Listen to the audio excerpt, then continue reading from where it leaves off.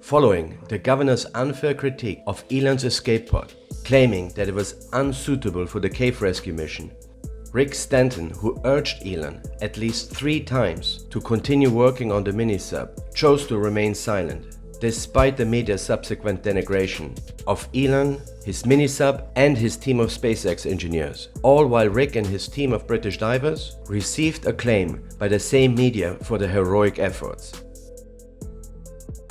Elon Musk responded to the media's criticism by replying to a tweet from David Temkin, who commended Elon for his efforts and condemned the hatred being spewed towards him. In response to the criticism, Elon stated that the reaction had shaken his opinion of many people and explained that they were asked to create a backup option and checked with the dive team many times to confirm it was worthwhile. He argued that the mini-submarine was now there for anyone who needs it in the future and that something was messed up if this was not seen as a good thing.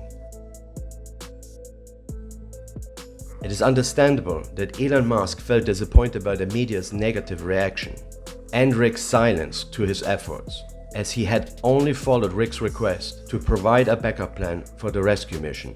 By doing so, Elon, without any doubt, increased the survival chance of the boys, in particular for Titan and for Mark. The story should have ended there, with the successful rescue of the children and their coach. But it did not. Just 3 days after the successful rescue, Vern Unsworth, a hobby caver who happened to reside near the Tamluang cave, gave an interview with CNN in which he unexpectedly insulted Elon Musk and denigrated the mini-submarine. We were just talking about this before, what your thoughts on Elon Musk's idea was. And stick his submarine where it hurts. It just had absolutely no chance of working. He had no conception of what the cave passage was like. The submarine, I believe, was about 5'6" long, rigid, so it wouldn't have gone round corners or round any obstacles. It wouldn't have made the first 50 metres into the cave from the dive start point. Just a PR stunt. And what made the situation even more perplexing was that Vern Unsworth had no involvement with the mini-submarine or the actual instruction of the children. In fact, Vern was not even a diver. Upon hearing about Vern's insults, and stick his submarine where it hurts, Elon Musk responded with a provoked but improportionate insult, calling Vern a pedo guy on Twitter. It's not finished. How disrespectful was he, do you think? I believe he's called me a paedophile. Well, by definition, rescuing 12 young boys, that by definition, that puts everybody else in the same context. After everything you've done, how does it make you feel when he goes and puts that out there to the world? I'm not going to make any further comment about him, but I think people realise what sort of guy he is. Would you consider taking legal action against him? Yes. It's not finished. And sure enough, even though Elon took the tweet down immediately and apologized, Vern Unsworth filed a defamation lawsuit against Elon Musk and sued him for $190 million. And believe it or not, Rick Stanton, who could have potentially clarified the misunderstanding but had remained silent throughout the controversy, testified in support of Vern Unsworth during the trial. But how fair and accurate were the statements made by Vern in his CNN interview? Firstly, during the CNN interview, the reporter asked Vern for the thoughts on Elon Musk's idea. We were just talking about this before, what your thoughts on Elon Musk's idea was. In a deposition given under oath, Vern testified that he did not recall speaking to any CNN reporter about Elon Musk prior to the recording of the actual interview, and stated that if there was a conversation, he couldn't recall it.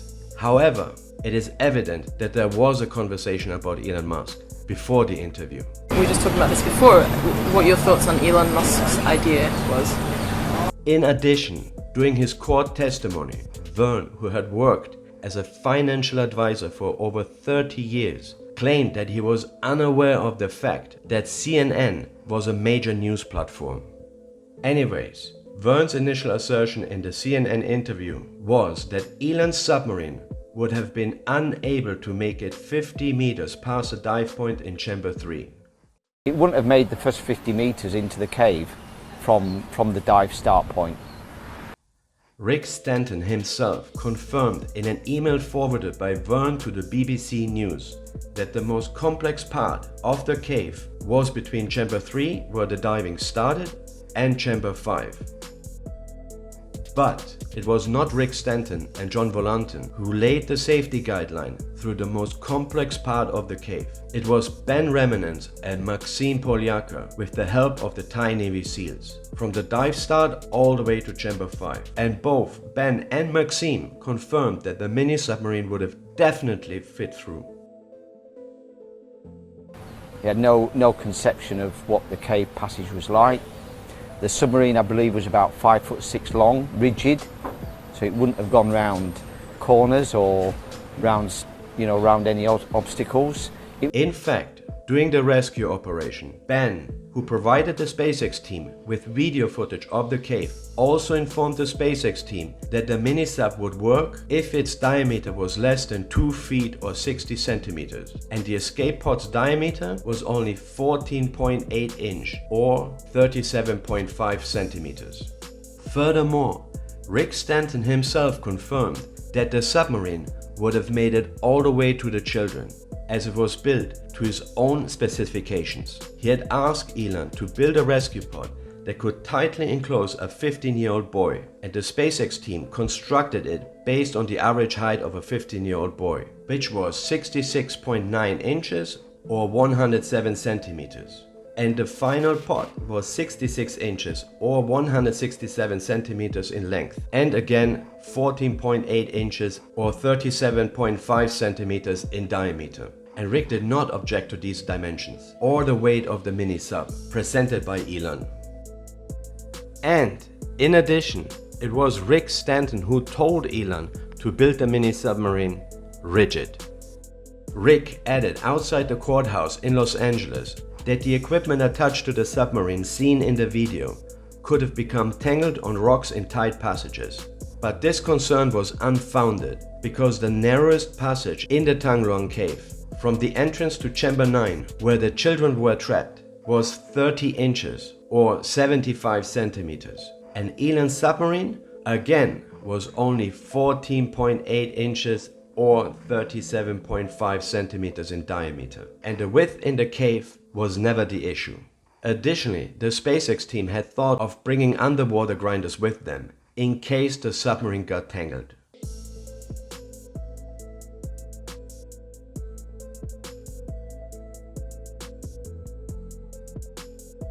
Martin Ellis, a caver and close friend of Vern, who was part of the British rescue team, signed a declaration in support of Vern during the defamation case against Elon.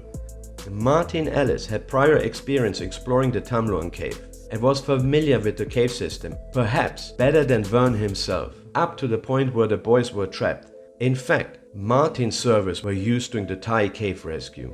Martin's estimates of the cave distances were also the most accurate during the rescue mission, and he too expressed confidence that the submarine would have been able to navigate through the cave. Ivan Karadzic, one of the Eurodivers who participated in the rescue, returned to the cave with a Danish TV crew after the rescue and went all the way to Chamber 9 where the kids were trapped. He also confirmed that the rescue pod would have definitely made it through.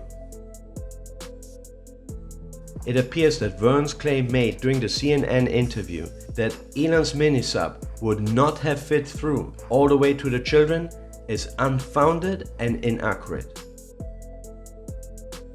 But how good and accurate was Vern's information and help during the Thai cave rescue? Just 3 days after the children went missing, Vern was quoted by CNN that the T-junction was located 3 kilometers from the entrance of the cave. The following day, the New York Times also quoted him and reported that Vern had stated that the T-junction was located about 2 miles or 3.2 kilometers into the cave. And the day after that, Captain Wutichai from the Royal Thai Navy also confirmed that Vern had informed him that the T-junction was located 3 kilometers from the cave entrance. เพราะว่ามิสเตอร์เวิร์นก็พูดว่าถ้าคุณเห็นแบบนี้แสดงว่าความยากคุณเพิ่มอีกเป็น10 เท่าแล้วจากที่คุณจะไปเริ่มต้นที่3 กิโลคุณต้องเริ่มต้นกิโลที่1ที่0เลย But the actual distance to the T-junction was only 1.5 kilometers instead of the 3 kilometers that Vern had initially stated. This misinformation led to the creation of maps that were incorrect, causing confusion during the rescue efforts.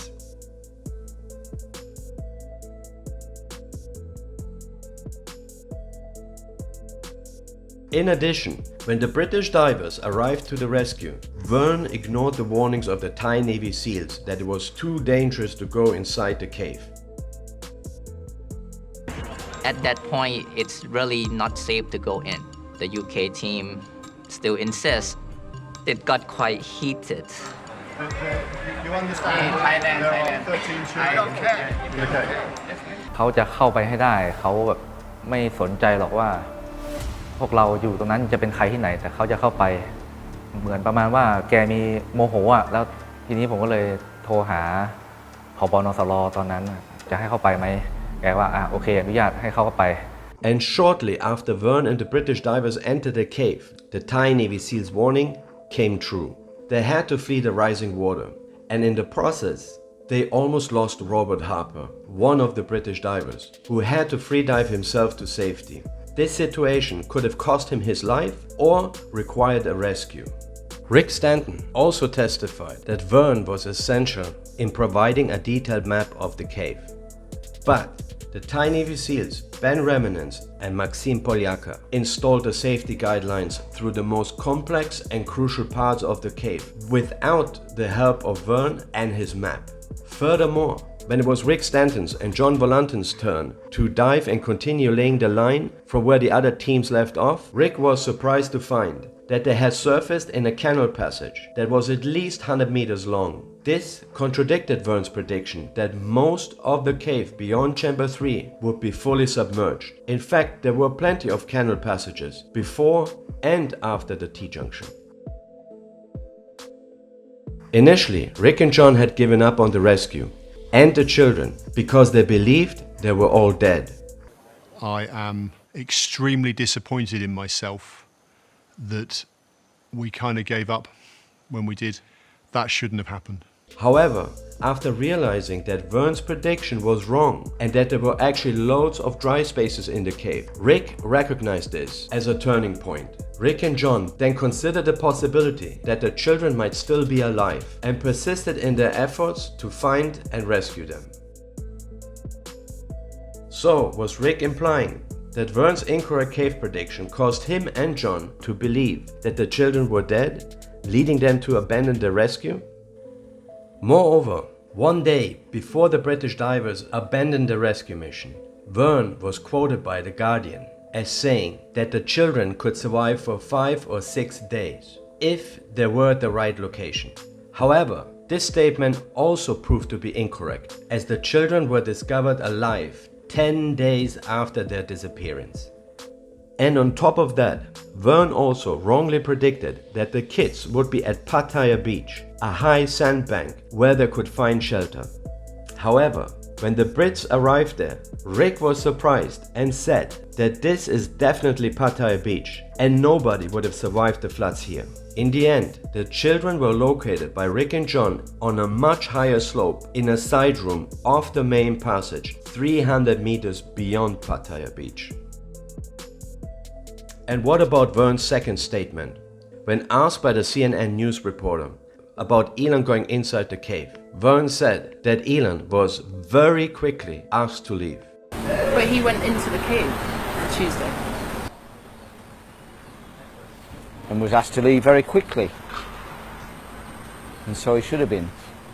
This claim was also found to be untrue.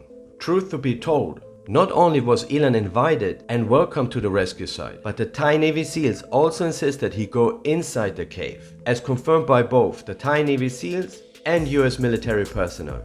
Elon not only saw the cave, he actually got all the way to Chamber 3, 800 meters inside the cave.